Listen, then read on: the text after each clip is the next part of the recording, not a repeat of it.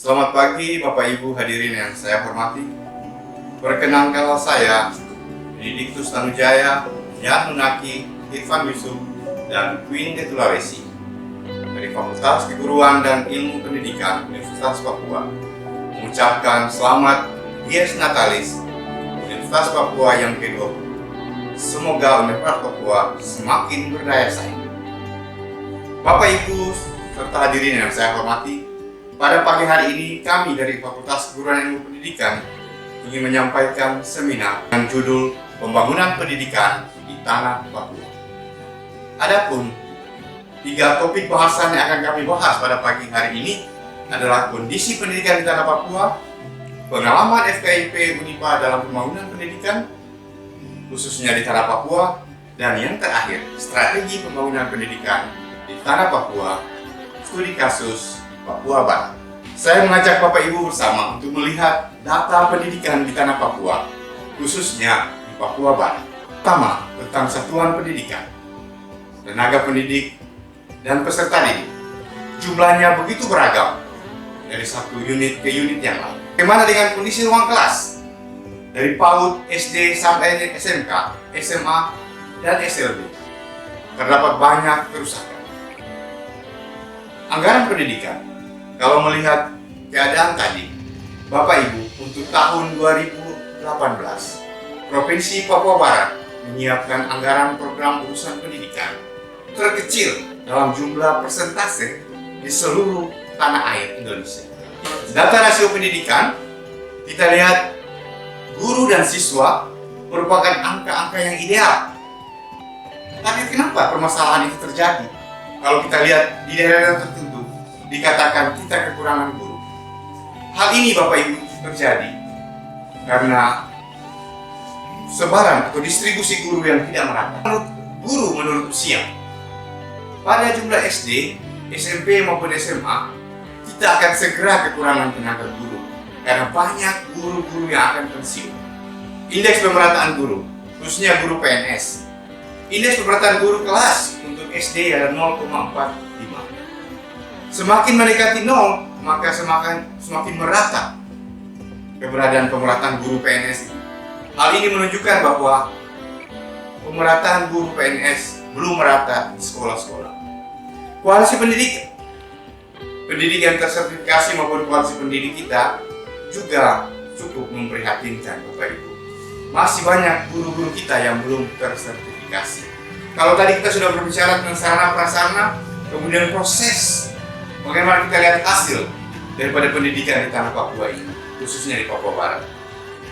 Hasil ujian nasional, nilai rata-rata SMP adalah 52,41. Paket B 36,57. SMA 48,14. Demikian juga pada SMA IPS maupun IPA dan SMK.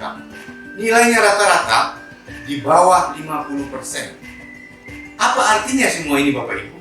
Bahwa proses pembelajaran yang terjadi di Tanah Papua, khususnya Papua Barat, hasilnya sungguh memprihatinkan. Itu juga dengan indeks IPM kita, yaitu untuk Papua Barat adalah sebesar 63,74. Ini masih jauh di bawah nasional. Pengalaman kami dalam pembangunan pendidikan. Pertama, pengembangan kualitas pembelajaran.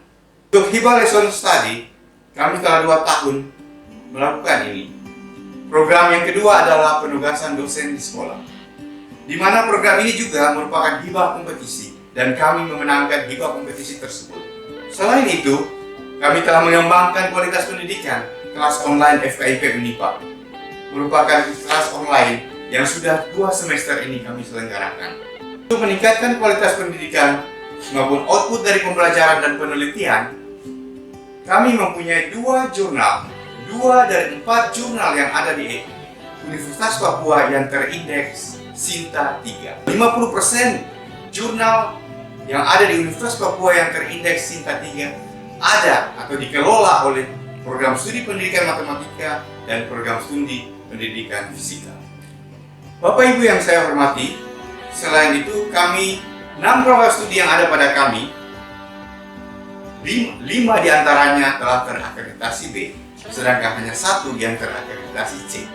Oleh karena itu, untuk tahap selanjutnya, kami akan berupaya untuk meningkatkan akreditasi C untuk satu program studi. Juga kami mempunyai prestasi sebagai juara satu kompetisi debat mahasiswa Indonesia atau KDMI tahun 2020. Kami juga merebut juara satu National University Debat Championship, juara lomba media pembelajaran tingkat nasional. Mahasiswa kami mendapat penghargaan untuk mengikuti peningkatan kompetisi bahasa dan karakter Radboud University di Nijmegen, Belanda. Kami dengan kegiatan KKN dan PPL tematik literasi aksara adalah dilaksanakan berkat bantuan pemerintah daerah maupun BP Tangguh dan Kemenristek. Banyak kegiatan-kegiatan lain sudah juga kami lakukan berupa kegiatan pengabdian pada masyarakat yang dilakukan di berbagai sekolah. Bapak Ibu yang saya hormati, berbagai kegiatan itu menyatukan tekad kami, saya dan tim, untuk menyampaikan bagaimana pembangunan pendidikan di tanah Papua seharusnya. Karena setelah mempelajari, bergaul bersama masyarakat, dan menyusun apa yang masyarakat inginkan untuk pembangunan Papua, kami mengusulkan beberapa program utama sebagai berikut. Kami punya strategi pembangunan dalam 3 poin utama. Yang pertama, berlari mengejar ketertinggalan. Yang kedua, membenahi keberadaan. Dan ketiga, menyongsong daya saing global. Keragaman kualitas pendidikan, baik sarana prasarana, guru, siswa, maupun segala aspek pendidikan, tidak bisa kita pungkiri bahwa tanah Papua, khususnya di Papua Barat ini, sangat berat. Boleh dikatakan sangat rendah. Oleh karena itu, mari saya mengajak Bapak Ibu saudara-saudara sekalian, semua stakeholder, untuk berlari mengejar ketertinggalan.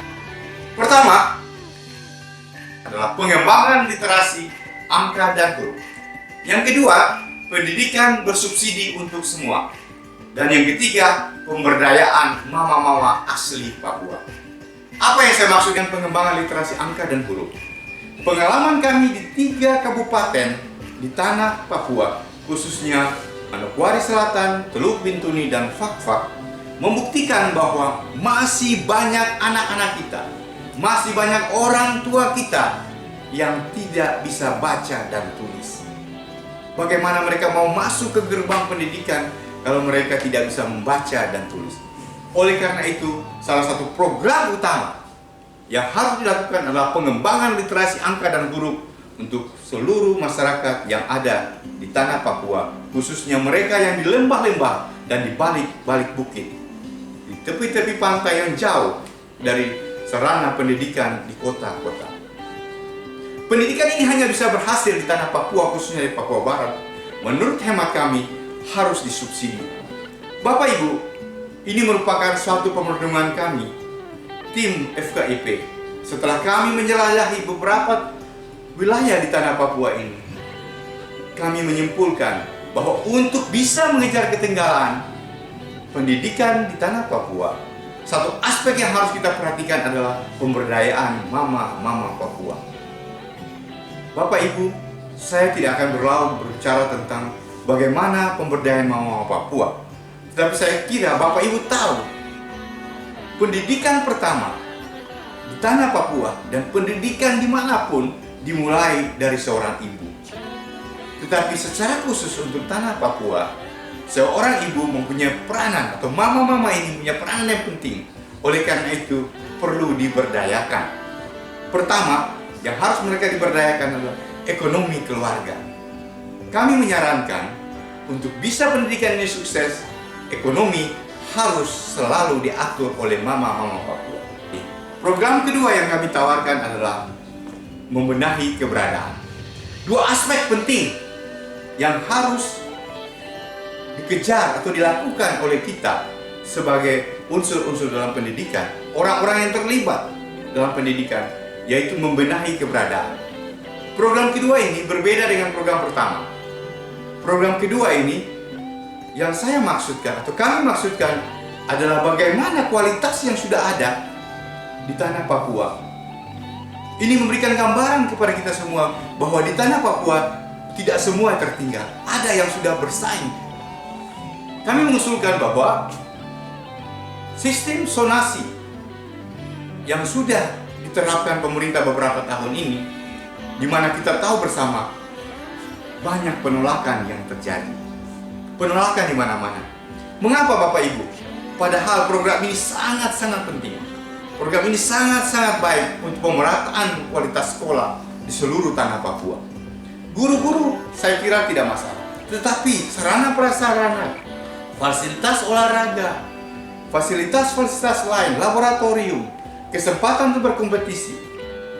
Yang kedua, pengembangan kualitas perguruan tinggi, yaitu Universitas Papua, Universitas Cendrawasih, dan Universitas Musamus Merauke. Perlu difasilitasi untuk ditingkatkan. Tanpa itu Bapak Ibu, kita tidak mungkin untuk mengejar ketinggalan dari universitas-universitas lain yang ada di seluruh Indonesia, bahkan di dunia. Bagaimana mau kita bersaing dengan mereka yang universitas-universitas yang besar kalau kita tidak berlari dengan bantuan dukungan pemerintah daerah? Usulan kami ketiga, strategi dalam pembangunan pendidikan di tanah Papua adalah pengembangan sekolah modern dan asrama siswa dan mahasiswa. Untuk mengejar atau menyongsong daya saing global, Bapak Ibu, kita butuh kekuatan yang lebih cepat untuk akselerasi. Yaitu apa yang harus kita lakukan? Perlu adanya sekolah-sekolah modern. Untuk mencapai itu, pengalaman menunjukkan Bapak Ibu, sekolah-sekolah modern ini harus difasilitasi dengan asrama siswa maupun mahasiswa. Kita bisa belajar dari asrama-asrama atau boarding school yang ada di luar tanah Papua, maupun boarding school yang pernah dilakukan pada zaman pemerintah Belanda maupun pada zaman-zaman yang lalu. Sekolah-sekolah berasrama ini sangat penting untuk kita pertimbangkan dalam meningkatkan kualitas pendidikan di tanah Papua, menyongsong daya saing global. Akhirnya Bapak Ibu yang saya hormati, saya ingin menyimpulkan bahwa pembangunan pendidikan di tanah Papua, khususnya di Papua Barat ini, secara keseluruhan hanya dapat terwujud apabila semua pihak, terutama pemerintah dan masyarakat, mempunyai keinginan menyongsong tanah Papua yang berdaya saing global. Akhirnya, berkat Tuhan akan turun bagi orang-orang yang berpengharapan dan hanya mengandalkan Tuhan. Tuhan memberkati kita. Sekian dan terima kasih.